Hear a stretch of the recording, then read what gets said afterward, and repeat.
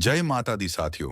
क्या आपने कभी सोचा है कि नवरात्रि की दूसरी देवी मां ब्रह्मचारिणी की साधना को सबसे कठिन क्यों माना गया है? क्यों उनके नाम के साथ ब्रह्मचर्या शब्द जुड़ा हुआ है?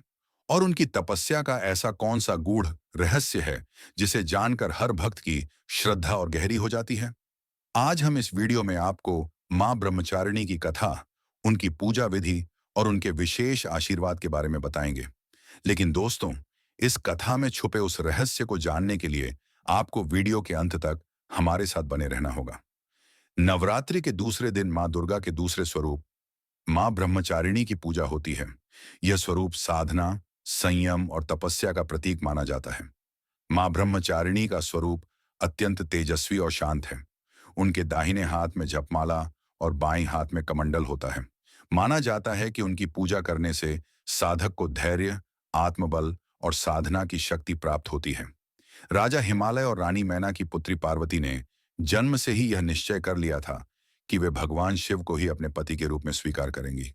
अपने इस निश्चय को पूर्ण करने के लिए उन्होंने कठोर तपस्या आरंभ की। सालों तक वे केवल फल फूल खाती रहीं। फिर उन्होंने पेड़ों की पत्तियां खाना शुरू किया। धीरे धीरे उन्होंने पत्ते भी त्याग दिए और कई वर्षों तक निर्जल और निराहार रहकर घोर तप किया। उनकी इस तपस्या से पूरा ब्रह्मांड हिल गया। देवता, अर्षि और यहां तक कि स्वयं भगवान शिव भी उनकी इस अद्भुत साधना से प्रभावित हुए। उनकी कठोर साधना के कारण ही उन्हें नाम मिला ब्रह्मचारिणी, अर्थात ब्रह्मचर्य और तप का पालन करने वाली।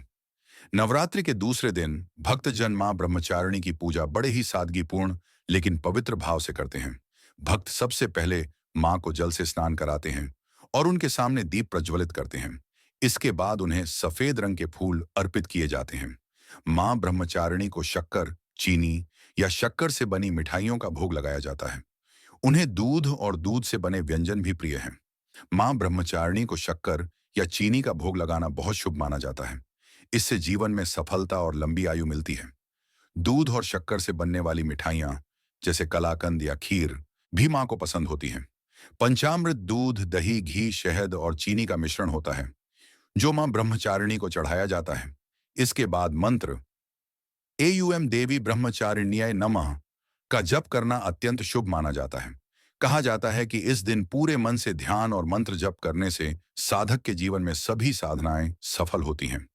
मां ब्रह्मचारिणी की आराधना से भक्त को अनेक आध्यात्मिक और सांसारिक लाभ प्राप्त होते हैं। कठिन से कठिन तपस्या और कार्य में सफलता मिलती है। साधक के भीतर आत्मबल और संयम का संचार होता है। विवाह योग्य कन्याओं को योग्य वर की प्राप्ति होती है। जीवन में धैर्य, शांति और स्थिरता आती है। साधक को अविचल विश्वास और इच्छा शक्ति का वरदान मिलता है। लेकिन दोस्तों, इन सब के अलावा मां ब्रह्मचारिणी का एक और वरदान है, वही गूढ़ रहस्य जिसका जिक्र हमने कथा में किया था। तो आखिर मां ब्रह्मचारिणी की तपस्या का वह गूढ़ रहस्य क्या था? असल में उनकी साधना केवल भगवान शिव को पाने का माध्यम नहीं थी।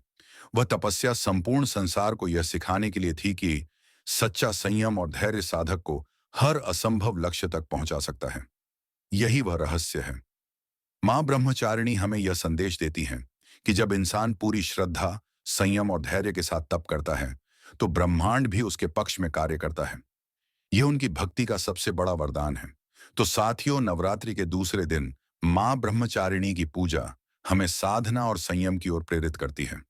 उनकी कथा हमें यह सिखाती है कि जीवन में धैर्य और संयम के साथ कठिन से कठिन लक्ष्य भी हासिल किया जा सकता है।